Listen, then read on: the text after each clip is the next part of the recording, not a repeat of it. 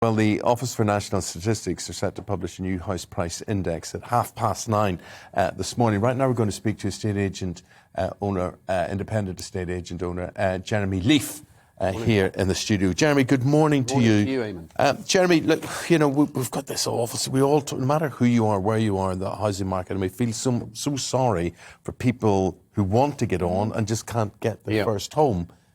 Will things change? Can things change? Or is this it? They can change. They can. There's never a silver bullet. One action is going to make a huge bit of difference. It's some big actions, but lots of little actions as well.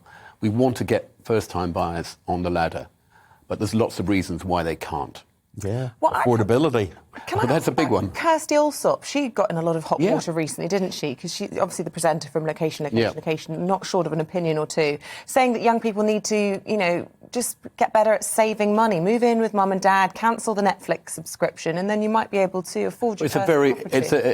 It's a very simplistic argument. I think one of the biggest problems for young people is rental.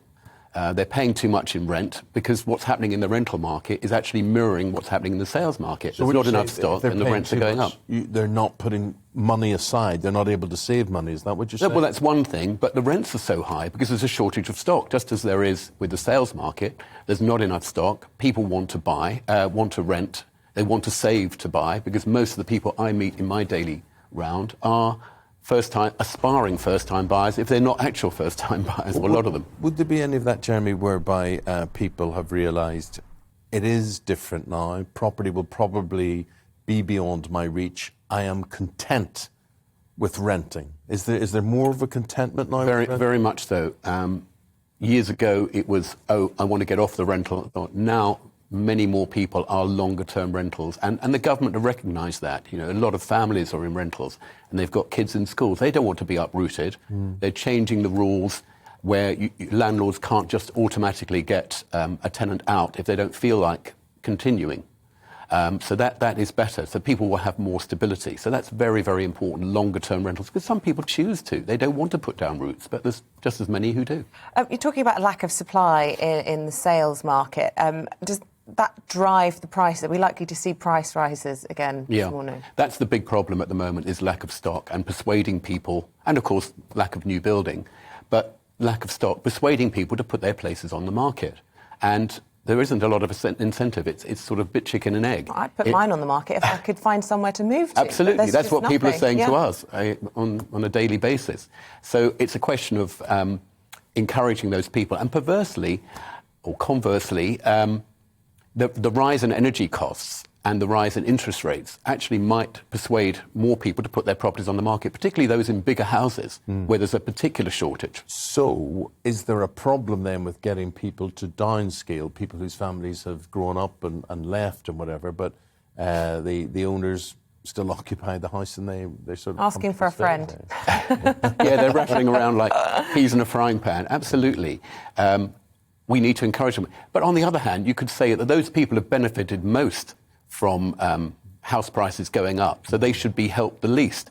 But on the other hand, we really do need more properties on the market, and it might happen more naturally. And if we can do that, then more supply, prices in check, in theory, and so much better for the housing market. We want to see transactions. Good for the property market, good for the economy. I want a transaction. I have a dream house in mind. I genuinely do.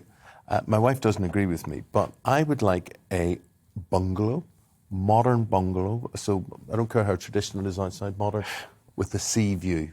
Is that asking too much? I think there's lots of those, aren't there, Jeremy? There's not that many. Well, and then the coast where there's not enough people want to buy bungalows. They're not a particularly efficient, what people want to live in, but they're not necessarily an efficient way of selling land or properties because they don't occupy enough space and you can't sell them. So a lot of tiny flats and apartments built. Well, that's often what happens. But there you are. As I said, one of the factors is not enough building.